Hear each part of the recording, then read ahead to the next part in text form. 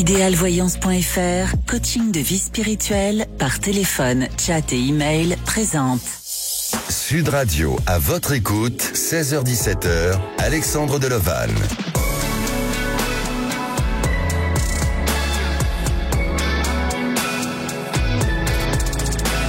Bonjour à tous, alors bienvenue dans votre émission à votre écoute jusqu'à 17h. Merci de vous confier chaque jour à l'antenne. Merci pour vos messages bienveillants sur le groupe à votre écoute.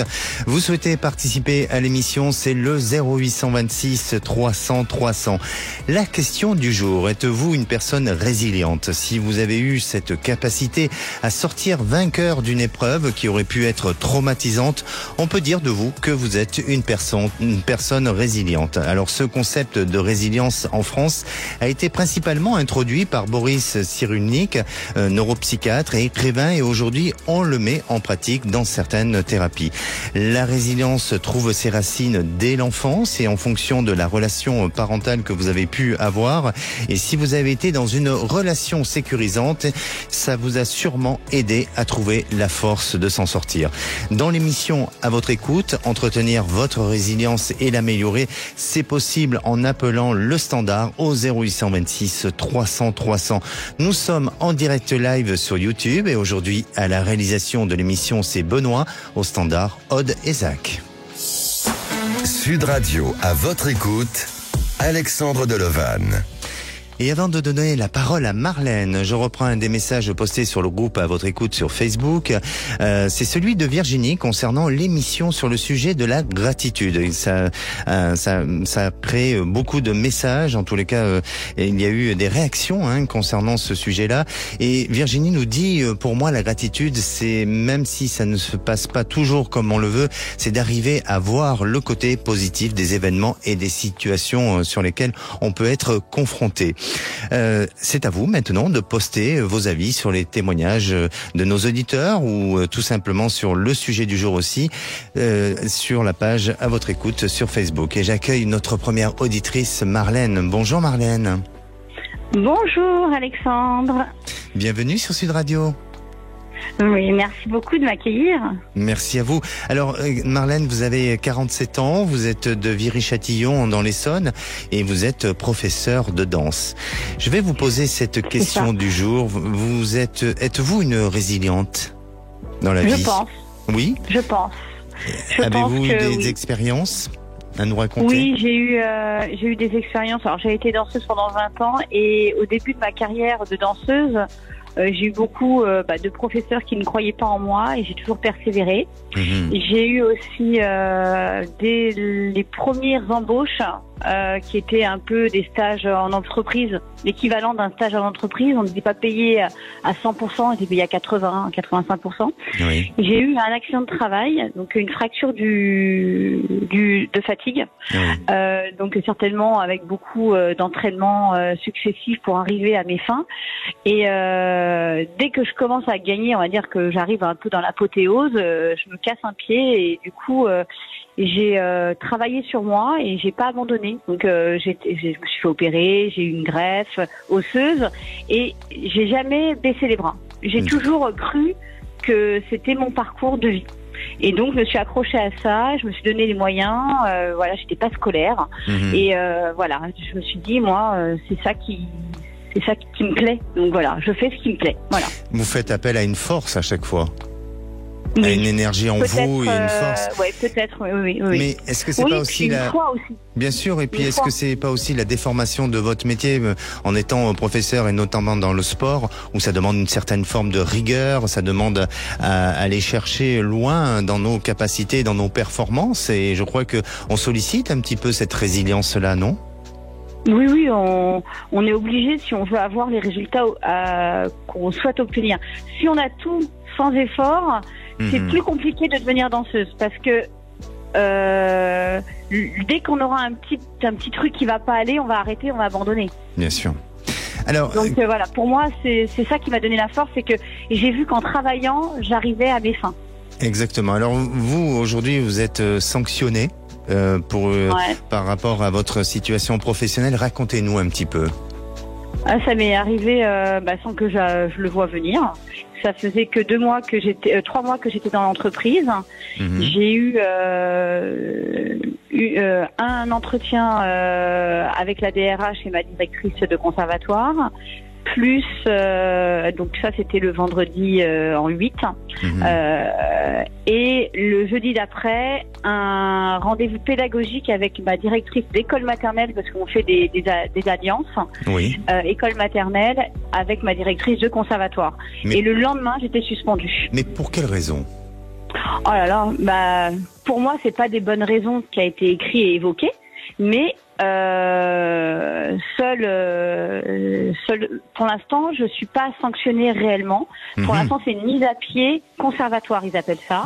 Donc, c'est une mise à pied où je conserve mon salaire, mais ils vont entamer un collège de discipline pour pouvoir me sanctionner. Et j'aurai le droit de me défendre. Donc, qu'est-ce qui s'est passé réellement ? Qu'est-ce qui s'est passé réellement, Marlène ? Là, je bug. Vous buguez. Je bug parce que bon, même s'il y a, il y a toujours il y a des enfants qui peuvent dire, oui, elle m'a parlé comme ça, mais ça reste, c'est pas ça qui va virer quelqu'un. C'est lié à une attitude, à un comportement ? Je sais pas. Je sais que la DRH. Non, c'est ça le problème, c'est que je suis dans le flou artistique, comme on dit, parce que c'est pas la DRH qui m'a choisi, et je pense que la DRH m'aurait pas choisi. Vous devez faire le maire preuve. Qui m'a choisi. Oui, vous devez faire preuve un peu de résilience là, pour arriver à affronter les choses. Je fais. Alors déjà, je vous appelle, donc ça veut dire que je ne affronte pas toute seule déjà. J'ai quand même des doutes. Oui. Alors je me dis que peut-être je me perçois pas comme je suis, ou je me perçois pas comme je pense être perçue. Peut-être que je suis pas perçue comme je le suis à l'intérieur. Et peut-être qu'il y a des gens qui pourraient mal m'interpréter.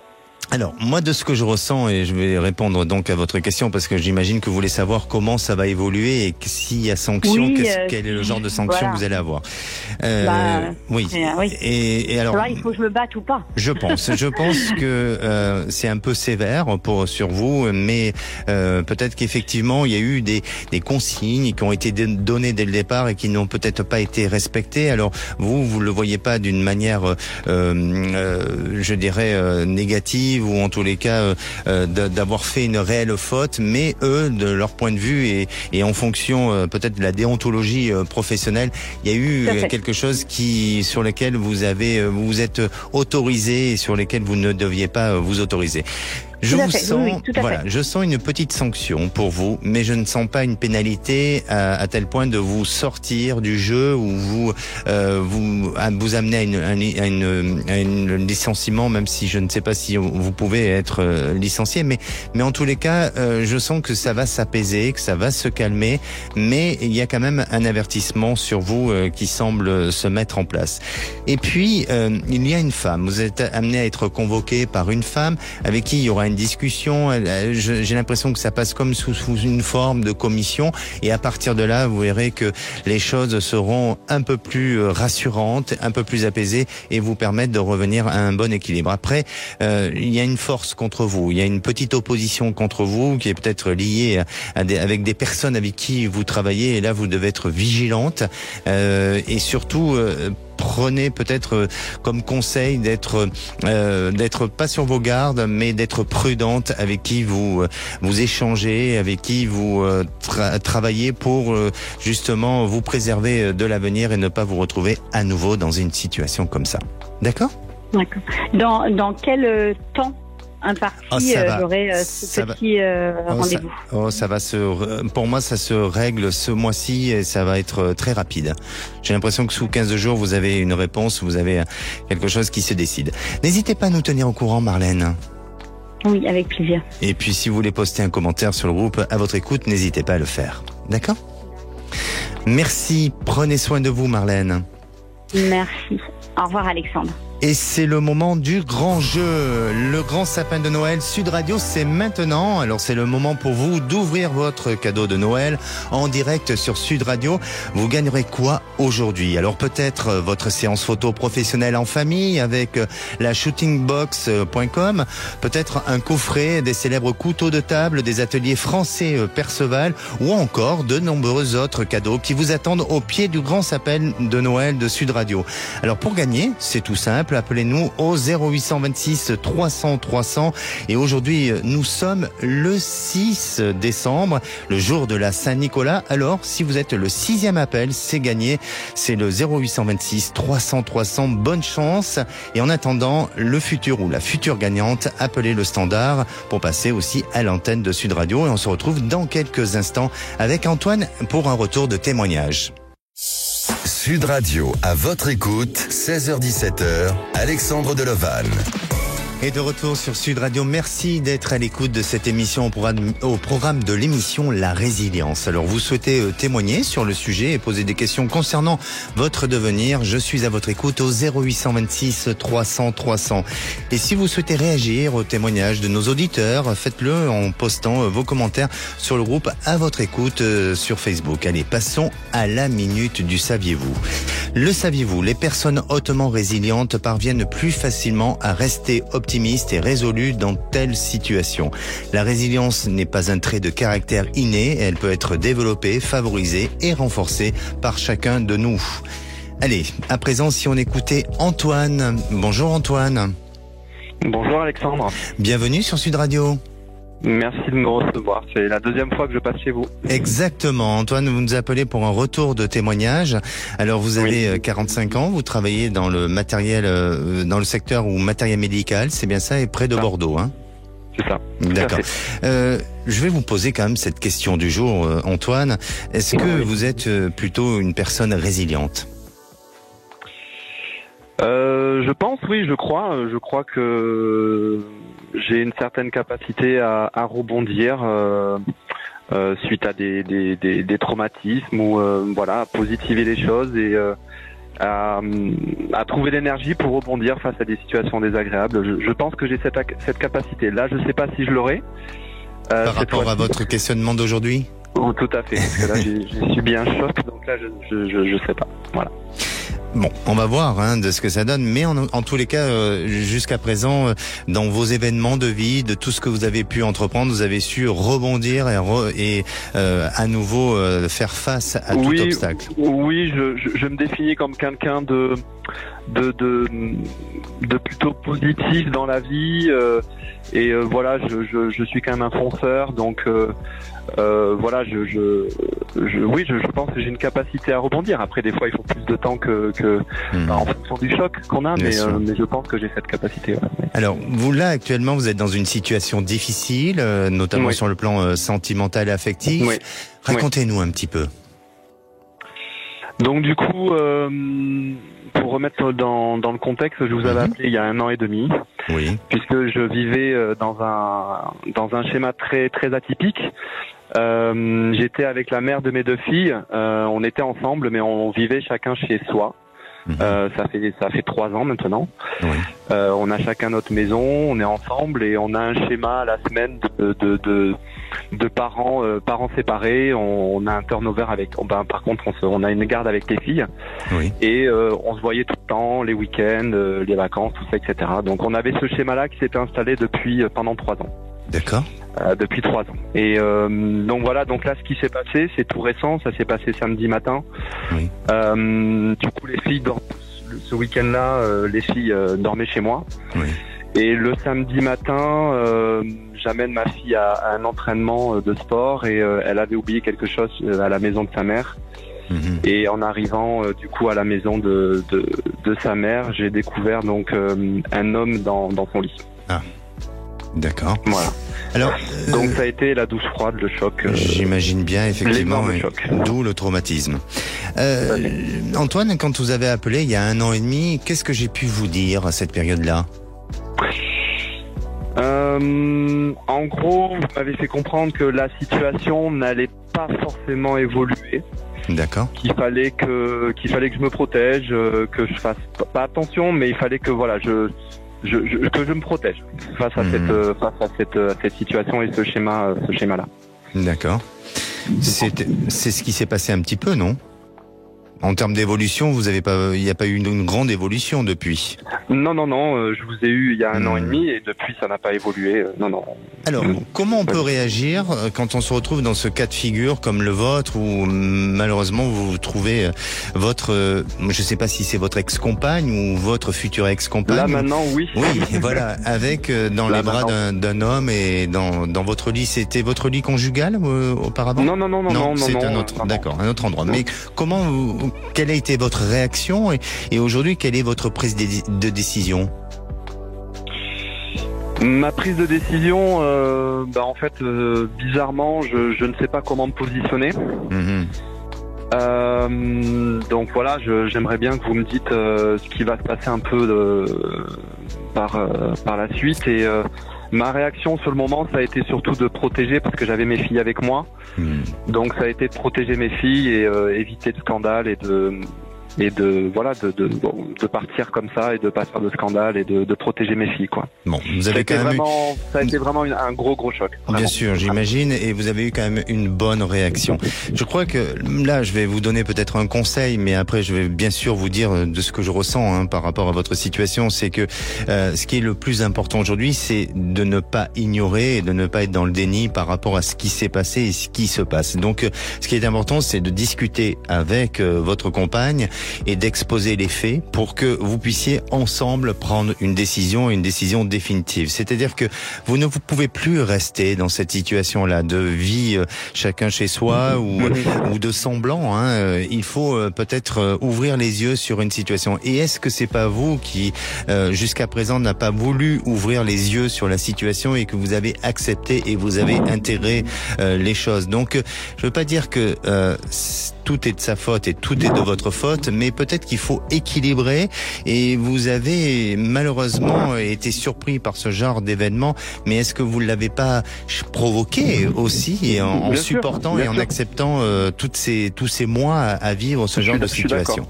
Ensuite, de ce que je perçois et de ce que je ressens, et je voudrais pas vous faire du mal, Antoine, mais il faut accepter le changement. Il faut intégrer que votre couple aujourd'hui est en véritable difficulté et que votre compagne a besoin de vivre autre chose. Alors, c'est elle qui vous le dira, et bien entendu, je parle pas en son nom, mais pour moi, de ce que je perçois et de ce que je ressens, c'est que vous êtes à la croisée des chemins et vous êtes dans ce changement de vie et il faut l'intégrer. Il faut penser à vous, à vos enfants et à ce renouveau qui va vous apporter un nouveau bonheur et peut-être resserrer les liens avec votre compagne, mais autrement et différemment. Transformer cet amour en complicité et en amitié plus que dans l'exigence et dans la volonté d'appartenir à l'autre.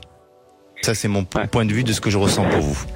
Et du coup, parce qu'on est souvent curieux face à ce genre de situation. C'était quelqu'un qu'elle voyait depuis longtemps. C'est quelqu'un qu'elle va voir encore. Alors, je vais vous dire. Je vais être très sincère avec vous. Je ne vous le dirai pas. Pour une simple bonne raison, pour une question d'éthique, de sincérité, d'honnêteté. C'est à elle à vous le dire. Par contre, vous le voyez bien et vous l'avez vu de vos propres yeux. Elle a une histoire et évidemment, je pense pas que cette histoire, elle soit complètement récente ou elle est liée à quelques jours. Mais ça, je vous laisse le soin de lui poser la question et qu'elle vous réponde elle-même. D'accord ? D'accord. Ouais, merci. Okay, prenez soin de vous, Antoine, et revenez vers nous. Merci. Allez, si vous aussi vous posez des questions sur votre devenir et vous souhaitez témoigner à l'antenne, c'est le 0826 300 300. Ne bougez pas, on revient dans un instant avec le gagnant du jeu du Grand Sapin de Noël de Sud Radio et Jessica aussi pour sa reconversion professionnelle. Restez à l'écoute de Sud Radio. Sud Radio, à votre écoute, 16h-17h, Alexandre Delevanne. Et de retour sur Sud Radio, il est bientôt 16h30, alors vous pouvez aussi nous suivre en direct live sur YouTube. Et c'est le moment du Grand Sapin de Noël sur Sud Radio. Alors, c'est le moment d'accueillir notre gagnante du Grand Sapin de Noël en direct de Sud Radio. Bonjour Maïté. Bonjour Alexandre. Maïté, j'ai vraiment ce plaisir à vous annoncer que vous êtes aujourd'hui la gagnante du jeu du Grand Sapin de Noël. Vous nous appelez d'où, Maïté ? Je vous appelle des Pyrénées-Atlantiques, de Cambo-les-Bains. Bon, très bien. Vous savez ce que vous avez gagné ? Absolument pas, non. Bon, déjà, vous savez que vous avez été la 6e personne à appeler. Ça a été le chiffre 6. Voilà, et derrière ce chiffre 6, eh bien, vous avez gagné une montre intelligente. C'est une smartwatch. Vous êtes heureuse ? Ah oui, ravie. Et mes enfants vous remercient aussi. Super. Alors vous savez que cette montre, en plus de son élégance, vous pourrez rester en contact avec les vôtres, analyser vos performances en running ou encore lire vos SMS en mobilité. Cette montre connectée vous est offerte par Sud Radio et la Confédération des buralistes. Félicitations Maïté. Merci beaucoup et merci Sud Radio, merci Alexandre, merci beaucoup. Merci, restez fidèles à Sud Radio. Et le grand sapin. Merci, à très bientôt. Et le Grand Sapin de Noël continue sur Sud Radio jusqu'au 25 décembre. Restez connectés sur Sud Radio toute la journée et doublez vos chances en vous connectant sur nos réseaux sociaux et sur sudradio.fr. Et si à présent vous voulez témoigner ou réagir dans l'émission de demain, c'est un autre sujet. Le sujet sera sur la communication avec l'au-delà.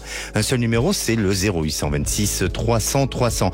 À présent, je vais vous donner des conseils sur le sujet du jour, notamment sur la résilience, comment la renforcer.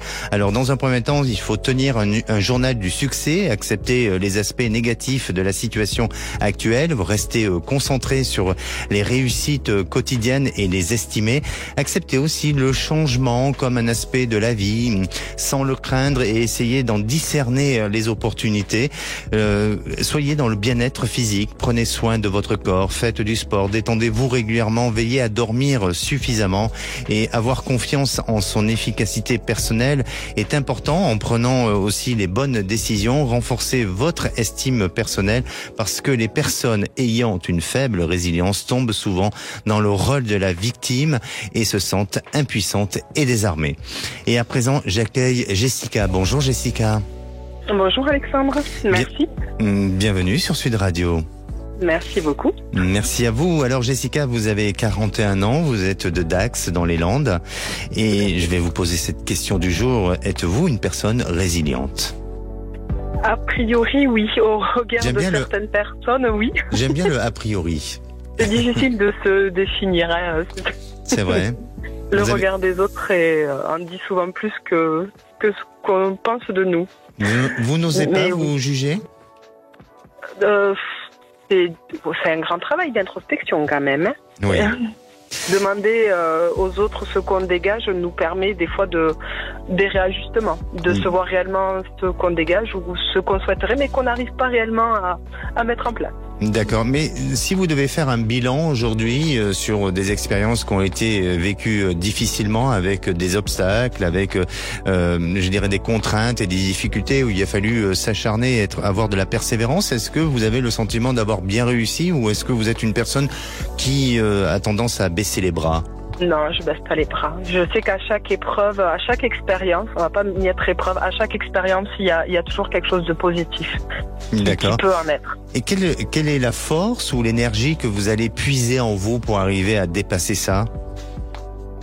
L'acceptation et la foi, on va dire. C'est bien. Ça nous épuise un peu moins, on va dire, physiquement et émotionnellement. Et puis après, avoir la foi, autant en soi bien sûr. qu'en l'univers. Bien savoir sûr. Que quand on fait les bons choix, tout se met en place. C'est de croire en soi et en son potentiel.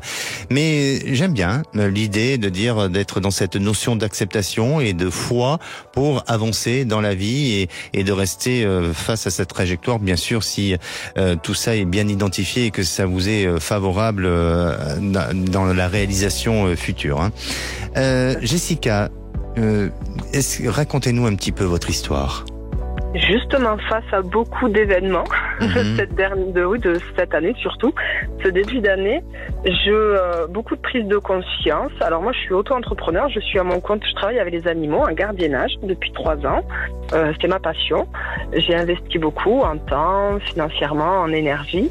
Et avec tous les événements de cette année, beaucoup de prise de conscience et je cherche à une reconversion professionnelle plus avait des enfants et garder aussi ma pension Féline qui est en plein potentiel pendant les vacances scolaires, forcément. Hein. Et ça me permettrait de concilier ma vie avec mes enfants, pouvoir partir en vacances, tout ce que j'aime aussi. Et je voulais savoir si je me dirigeais sur les bonnes choses ou si je devais penser à autre chose. D'accord. Voilà. Travailler dans les milieux scolaires, avec les périodes scolaires, je pourrais autant profiter de mes enfants et être à l'abri financièrement tous les mois aussi, et aussi continuer à faire tourner ma pension Féline, qui est ma passion. D'accord. Alors, vous avez une pension Féline depuis combien de temps ? 2020. Depuis 2020. On a ouvert au confinement, malheureusement. Oui. Voilà. Mais bon, depuis ça. Et vous acceptez toutes sortes de félins ? Les chats. Oui, mais toutes sortes de races de chats. Vous n'avez pas une spécificité, non ? Non, pas plus. Non, pas après. Beaucoup d'animaux. Les panthères, les tigres, non ? Non. non, j'ai pas assez de viande, j'ai pas assez. Bon, très bien. Et vous avez une capacité de combien en termes de pension ? 7 chambres. 7 chambres où je peux y mettre 3 chats par chambre. Bon, très bien. Ça se passe bien ? Tout à fait. Oui. Moi, j'en suis satisfaite. Mes clients aussi, vu qu'ils reviennent a priori, donc c'est que ça a plutôt l'air de... Bien sûr. Et la difficulté aujourd'hui, c'est ce manque de temps. C'est-à-dire que ça vous prend beaucoup, et ce qui est normal. Hein, ce sont des animaux, ils ont besoin de manger, d'avoir de l'attention sur eux tous les jours. Et aujourd'hui, vous avez envie de changer, d'organiser votre vie autrement et différemment. Voilà. Alors, pourquoi mettre plus de place avec mes enfants aussi, à moi, pas que dans le contexte du travail. Parce que vu que c'est chez moi, on va dire que je me suis construit une prison dorée, mais au final, je profite. Je vois mes enfants tous les jours, mais je profite pas d'eux. En fait, c'est tout le temps, maman, elle a pas le temps, elle travaille, je dois faire ceci, et voilà, avoir quelque chose de plus régulier pour pouvoir avoir mes temps vraiment de pause juste pour mes enfants. Bien sûr. Alors, donc vous voulez aller vers cette reconversion sur la petite enfance. Est-ce que vous avez envie d'enrichir vos compétences sur d'autres formations ou des choses complémentaires au niveau de la petite enfance, ou est-ce que vous voulez aller sur quelque chose on va dire, de classique ? Après, assez classique, tout ce qui est dans périscolaire. En fait, j'ai eu ma commune il y a quelques mois de ça, chercher, on est dans un petit village, quelqu'un qui travaille du matin jusqu'au soir, qui fait la garderie, les ménages, la cantine, et qui s'occupe des enfants, agent de nous, ce qu'on appelle un peu les nounous de la commune. Et c'est vrai que de voir cette opportunité-là, après il y a eu un changement de projet, donc ça ne s'est pas fait, mais je me suis dit tiens, ça pourrait être l'idéal pour moi. Bien sûr. Vous avez postulé ? Tout à fait, et sur une autre commune aussi, et là j'ai vu qu'il y avait encore d'autres offres, et agent périscolaire ils appellent ça, donc il n'y a pas de qualification spécifique. Oui. Alors moi je vous posais ces questions-là parce que je sens que début janvier vous allez avoir une réponse assez favorable. Il y a quelque chose qui se présente à vous, ça va être assez rapide, et vous allez même être étonné de ce changement où ça vous surprend, dans le sens où vous avez pas eu ce temps nécessaire de vous réadapter, de vous réajuster. Donc attendez-vous à une période de stress positive, hein, parce que justement il y a de nouvelles choses qui se mettent en place, il y a une demande par rapport à votre activité dans tout ce qui est la pension féline, et donc les choses vont d'un coup s'accentuer, tout se mettre en place, avancer, tout ça.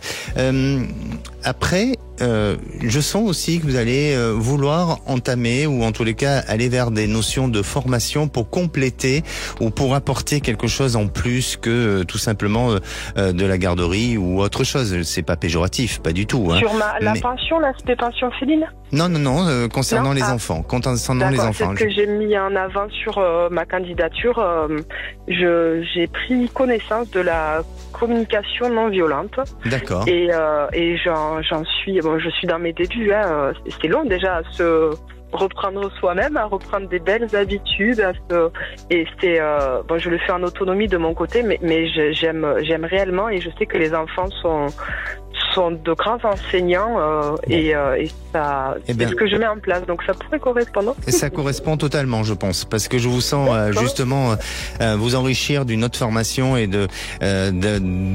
d'avance, enfin en tous les cas de donner une palette différente et d'apporter un plus par rapport à tout ce qu'on pourrait donner en termes de pédagogie au niveau des enfants. Donc ça se met en place et c'est pour ça. Ensemble, voilà, alors. Exactement. Vous voulez dire vous et moi grandir tous les deux? Tous avec les enfants. De toute façon, nous sommes tous unis, mais oui, autant les enfants que oui, c'est vraiment. Et vous voyez si c'est un temps plein ou si c'était. Il y a eu plusieurs postes, temps plein, mi-temps. Alors, pour moi, pour l'instant, je dirais que c'est plus du remplacement, mais à l'avenir, ça vous amène à avoir un temps plein, oui, bien sûr. D'accord. Bon. N'hésitez pas à nous tenir au courant et surtout au niveau de l'échéance, c'est assez proche parce que je vois un changement déjà début janvier. Donc rappelez-nous pour nous tenir au courant de la suite. D'accord.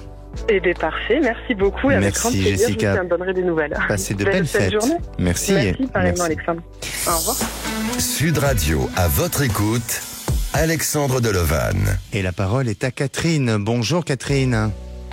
Bonjour Alexandre, merci de me recevoir sur votre antenne. Merci, bienvenue sur Sud Radio. Alors Catherine, vous avez 62 ans et je vais vous poser quand même cette petite question. Est-ce que pour vous, vous sentez être une personne résiliente ou pas? Alors, je pense que oui, mais moi je définirais ça plutôt comme une combattante, mais... je sais qu'il y a une différence entre combattante et résiliente. Exact.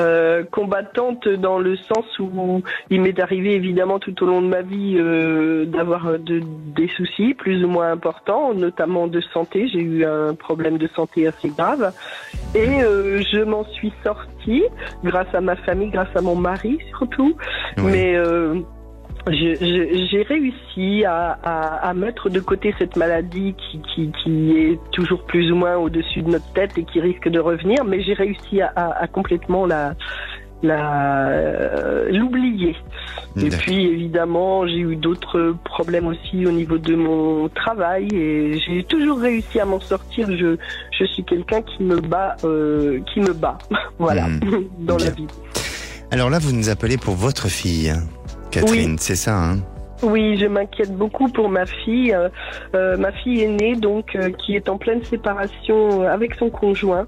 La situation est très compliquée et a été très compliquée parce que son conjoint a décidé de la rupture 15 jours avant la naissance de leur deuxième enfant. Elle a quel âge, votre fille? Elle a 40 ans. Elle a 40 ans.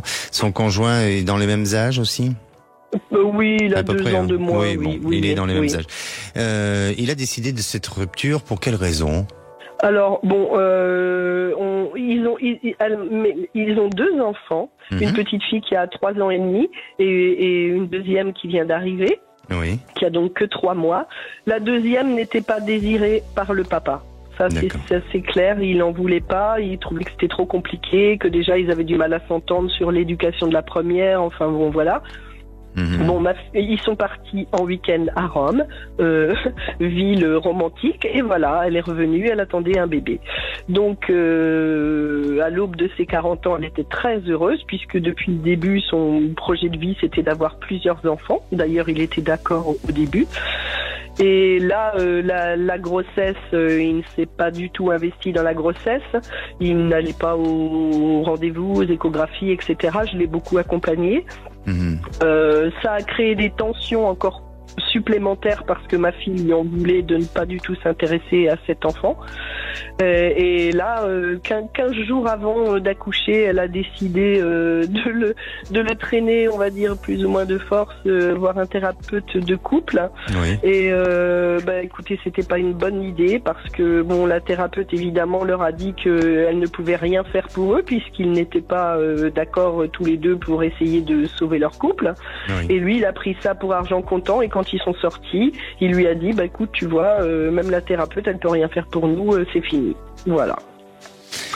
Oui, c'est dur, c'est dur. Oui, parce que les 15 derniers jours de la grossesse ont été très compliqués, elle pleurait beaucoup, enfin bon, voilà. Elle est venue à la maison, on a fait ce qu'on pouvait. J'ai assisté à l'accouchement pour ne pas qu'elle soit seule. Enfin bon, c'était vraiment très glauque, très compliqué. Et aujourd'hui, donc, elle est rentrée de de la maternité. À peine quelques jours après son retour de maternité, il avait déjà fait venir des agents immobiliers pour évaluer la maison. Enfin bon, tout s'est enchaîné très très rapidement. Ma fille ne veut pas partir de la maison pour ses filles, pour elle-même. Elle n'a pas eu le temps de se retourner. Elle vient de reprendre seulement son travail il y a quelques semaines. Alors, pardonnez-moi parce qu'on est pris un peu par le temps et je vais vous répondre. Effectivement, hein, je sens que c'est pas du non-retour, mais je sens que la situation est compliquée dans leur relation à tous les deux. Et malheureusement, il va falloir que votre fille accepte que, à un moment donné, elle est face à une séparation et à une rupture. Il faut qu'elle l'intègre. Elle n'a pas le choix, même si elle a un sentiment d'abandon, hein, parce que il y a l'arrivée de cet enfant et en plus le papa s'en va. Donc c'est compliqué, c'est dur, mais je la sens soutenue avec justement sa famille, là, donc vous, et il y a un soutien qui est là et qui va lui permettre de rebondir et de repartir. Et puis aussi, en tant que maman, elle n'a pas le droit de se laisser aller, en tous les cas de ce que je ressens pour elle. Donc elle va se battre, elle va combattre justement ce chagrin, cette difficulté, cette rupture sentimentale. Et puis en ce qui concerne cet homme, je le sens dépassé par plein de choses. À la fois la peur de l'engagement à nouveau d'une famille qui s'agrandit, et puis je ne sais pas si il n'est pas perturbé par un entourage extérieur, une influence extérieure. Vous voyez, il y a des choses qui semblent être un peu pas nébuleux, mais un peu confus dans son esprit, et c'est ce qui pourra expliquer plus tard la raison pour laquelle aujourd'hui il a décidé de cette rupture. N'hésitez pas à nous tenir au courant, Catherine. Alors moi, ma question quand même, c'était est-ce qu'elle va pouvoir rester dans sa maison ? Oui. Elle va rester dans sa maison. Je la sens. Oui, je sens qu'autour d'elle, ça fait cohésion et qu'on fait tout en sorte qu'elle puisse ne pas être déstabilisée et sortie du contexte dans lequel elle est. Donc pour moi, c'est oui. Financièrement, elle aura pas. Financièrement, elle va, ça va être dur, mais elle va y arriver. N'hésitez pas, parce qu'on doit rendre bientôt l'antenne. Beaucoup. Merci. Oui, bien sûr. Prenez soin de vous et de bonnes fêtes malgré tout. D'accord ? Et si vous aussi, vous avez besoin de mon ressenti et d'être accompagné dans votre évolution de vie, n'hésitez pas à appeler le 0826 300 300. On se retrouve dans quelques minutes avec Lola qui est en plein burn-out. Ne bougez pas.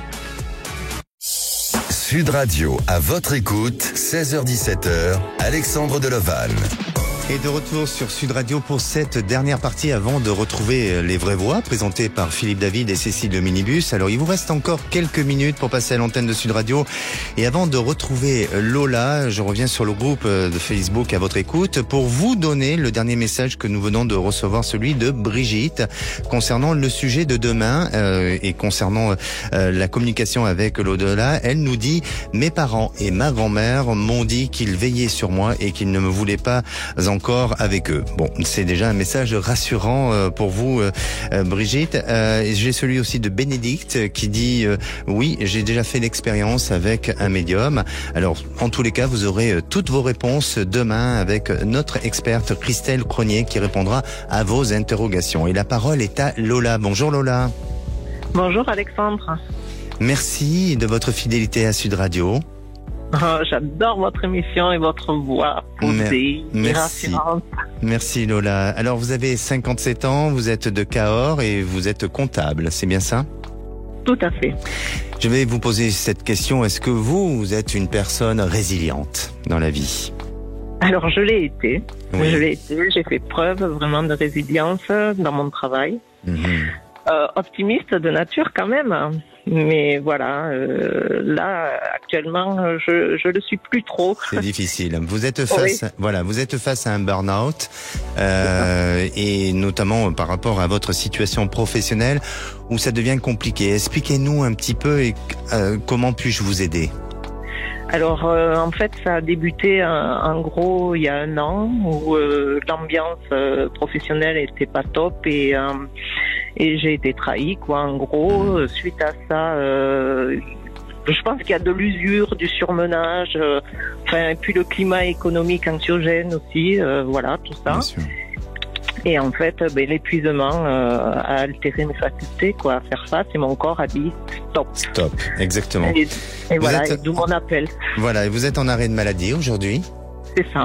Et quel est votre questionnement ? Écoutez, j'ai 57 ans. Moi, je voudrais savoir comment je vais terminer ma carrière, quoi. C'est bizarre, mais j'ai pas le sentiment que vous ayez envie de revenir dans cet endroit. Vous avez envie peut-être de faire autre chose, et peut-être que il faut vous faire aider. Alors, je vous pousse pas à aller vers d'autres arrêts de maladie, mais il faut vous faire aider, vous faire entendre. Il faut peut-être vous faire suivre par une thérapie. J'ai attaqué une thérapie EMDR. D'accord.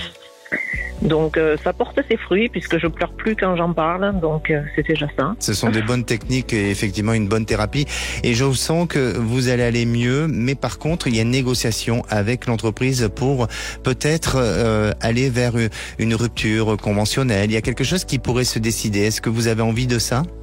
Mais la rupture conventionnelle, j'y avais pensé, elle a été refusée. Ah. Donc maintenant, soit c'est de l'inaptitude ou une vente du cabinet, je sais pas. Ouais, c'est bizarre, mais je sens que la rupture conventionnelle peut être à nouveau un sujet d'actualité, et il y a quelque chose qui pourra se décider à partir de ce printemps 2024.